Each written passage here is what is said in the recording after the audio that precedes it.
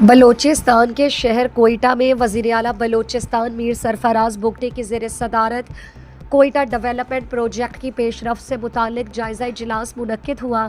وزیر اعلیٰ بلوچستان میر سرفراز بگٹی کی زیر صدارت اہم اجلاس میں کوئٹہ شہر کی بہتری کے لیے اہم فیصلے کیے گئے۔ شہر میں ٹریفک مینجمنٹ کے تحت مرکزی علاقے کو ڈاؤن ٹاؤن ڈکلیئر کرنے کا فیصلہ کیا گیا، جہاں رکشوں کے بجائے محدود تعداد میں الیکٹرک کاریں چلائی جائیں گی۔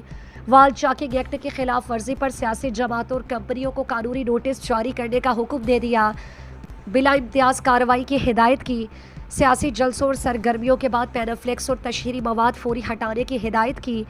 غیر فعال سرکاری school Balochistan education endowment fund کے تحت چلائے جائیں گے۔ شجرکاری کے فروغ کے لیے محکمہ جنگلات سے جامع منصوبہ طلب کیا گیا۔ کیف بلدیہ کی تنظیم نو میں تاخیر پر وزیر اعلیٰ نے برہمی کا اظہار کرتے ہوئے سیکرٹری بلدیات سے وضاحت طلب کر لی۔ مفاد عامہ کے منصوبوں میں کسی بھی قسم کی تاخیر ناقابل قبول قرار دیا گیا۔ کمشنر کوئٹہ کی بریفنگ کے مطابق شہر میں بیکاریوں کے خلاف مہم کے دوران ایک ہفتے میں 1500 افراد کو بحالی مراکز منتقل کیا گیا۔